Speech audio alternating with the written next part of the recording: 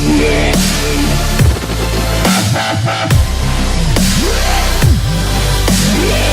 29th of October 2018 Why today's budget marks a turning point in British politics. On Saturday, I explained why I thought the post-austerity political landscape was a tricky one for the Conservatives to navigate. Delivering his budget today, Philip Hammond revealed an awareness of the hazards that exist for his party. Between the bad jokes and cries of outrage from the opposition benches, the Chancellor told the House of Commons that austerity was not driven by ideology but driven by necessity and the failure of the party opposite in government. On more than one occasion he referred to Labour's Great Recession. Austerity was coming to an end, he said, because the hard work of the British people is paying off. This is the language Hammond and his party will need to stick to ruthlessly if they are to avoid the end of austerity looking like an admission of defeat.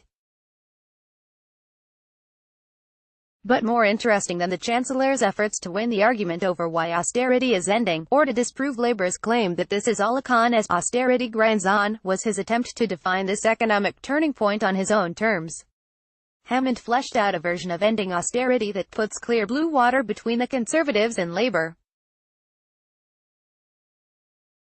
My definition of austerity does not involve increasing people's tax bills, he said. Elsewhere, he said that ending austerity is not just about funding services, it's about real wage growth and leaving more hard-earned cash in people's pockets. That is a welcome recognition of the fact that government action is, in many ways, to blame for the cost of living crisis. The biggest move to back up the Chancellor's talk here was comparatively modest, bringing forward a pre-existing promise to raise the personal income tax allowance by 1 year. Freezing duty on fuel, beer, cider and spirits sends a similar message. When it comes to where the extra money is going, the Conservatives are ending austerity according to the tried-and-tested political tactic of neutralizing your opponent's points of strength and underlining their points of weakness. The £20 billion spending boost for the NHS, which, in the eccentric budget lexicon Hammond called a star bunny that escaped early, as it was announced by the Prime Minister in June, is the clearest and biggest example of the former. As is the abolition of PFI contracts. An extra £1 billion for defence and, on a much smaller scale, money for war memorials and anti-Semitism charities were intensely political examples of the latter. The third category of spending could best be described as firefighting and fireproofing.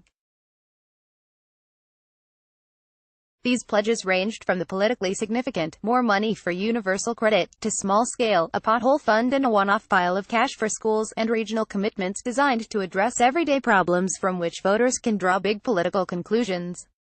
Hammond may not have splashed enough cash to meet some think tanks' definitions of an end to austerity. And the forecast 1.2% average annual spending increase for Whitehall departments falls to zero when you take the rise in NHS funding out of the calculations.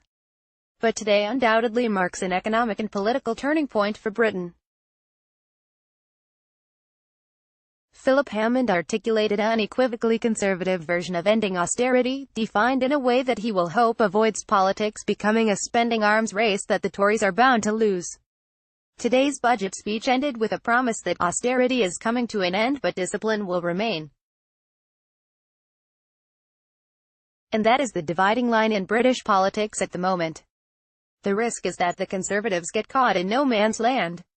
Giving up on balancing the books could be a broken promise voters hold them to. And so the main threat remains being seen as neither generous nor responsible.